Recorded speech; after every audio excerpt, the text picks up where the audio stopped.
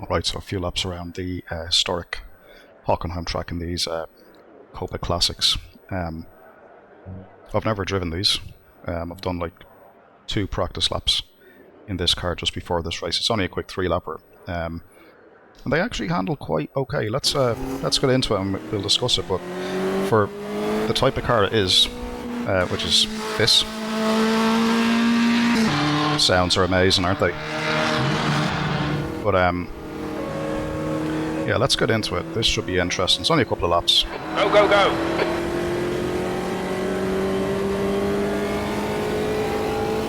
And it appears in this Copa Classic thing, there's a few different type of models that you can race. I'm in the Puma GTE, which I think like they're all classic cars. I'm not really well up on the series, to be perfectly honest.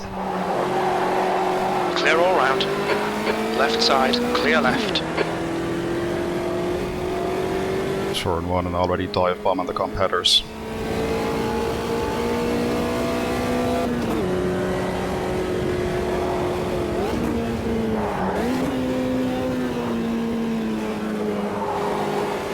I think that's one of the old Volkswagens. I think it's a classic Passat, I think.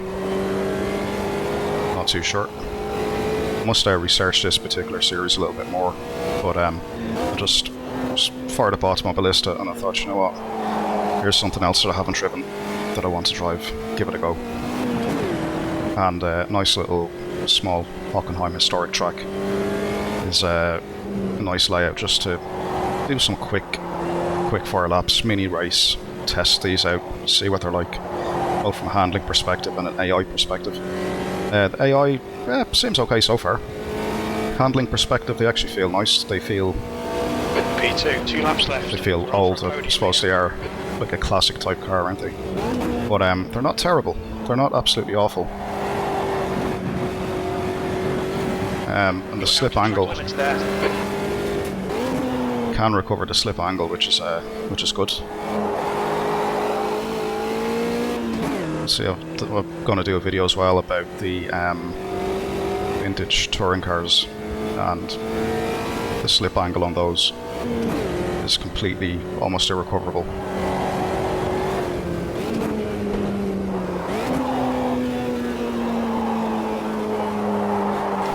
Patience. You can definitely feel the weight shift side to side. You can feel that there's grip there, but it's not planted the way you'd expect like a race car to be planted, you know. It does have a bit of grip. It is controllable on slide. Tire slip angles are reasonable enough. You can work with them. And even when you overdrive it, you can still sort of catch it. Well, I'm not an expert in these cars by any means. This is like, you know, I haven't raced them before, but already I'm able to adopt, I'm able to have a bit of fun. It's just done a 121.57. Okay, Gary, 1 more to go. Keep it together, we'll be on the podium. That's half distance. Fuel levels are fine. The car model is really cool.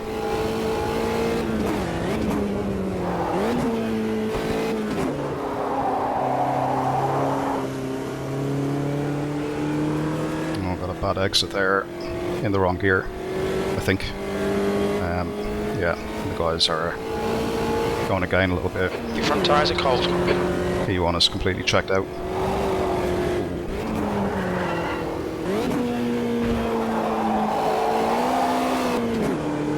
Yeah, that's what I mean. You can sort of work with the car a little bit. You can wrestle it.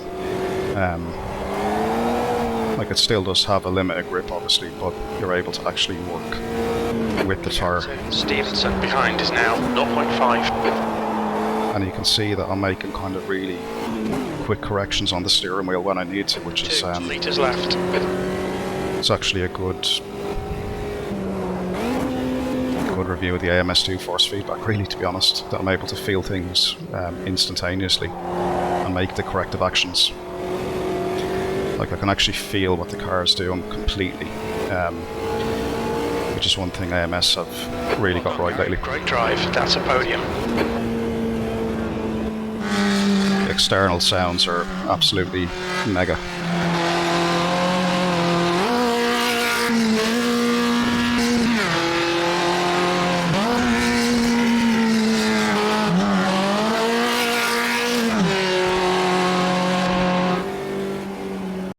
Yeah, let's skip the cool down lap and have a look at the replay of this. That was really enjoyable, I have to say. It's nice that you can just jump into a car and just have a bit of fun with it, you know.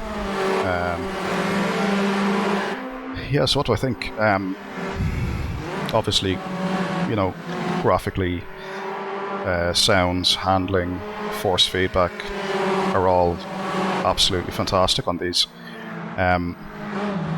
The handling characteristic, the weight shift, behaves like what you'd expect a kind of lethargic, heavy kind of car to feel like. It feels exactly like that. Fun to race. You're able to take it to its limit and keep it there and work with it. When it goes over that slip angle, you're able to actually work with the slide on throttle. You can feel the steering input that's required really, really well, and that's a combination, I think, of maybe the car's modelled really well from a physics and force feedback perspective, but I think also a nod, like I said earlier, to how good the Automobilista 2 force feedback is becoming. Yeah, like I know I've said it on previous videos as well, like the last 1 or 2 updates of this game have really been game changers, and I believe the 1.4 update, I think, is due to drop any day, so I'm told. This is the 31st of July 2022, by the way, so just in case anyone's watching this back in historic form. Yeah, I mean, look at that.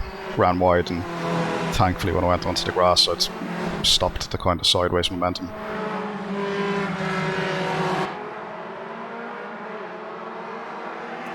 Let's have a look at some of the other car models here, actually, if we can.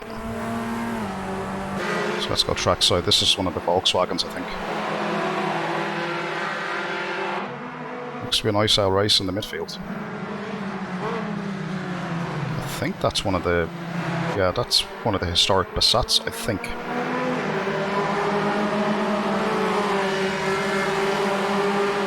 At least I think that's what was on the menu. Awesome looking car, great model, really, you know, and like I say, driving these things, it's the feeling of driving like an old classic type car, which, you know, is what they are.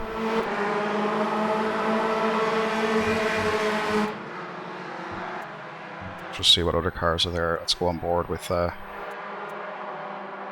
or 2 of them. Ah, there we are.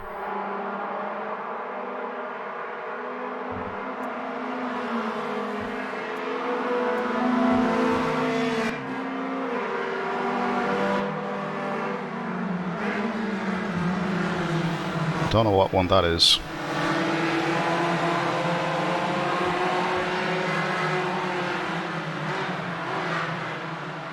But yeah, we leave it there, guys, but yeah, again, just great bit of fun, something different, and the cars are modelled great from a you know, both a physics perspective and an actual driving perspective.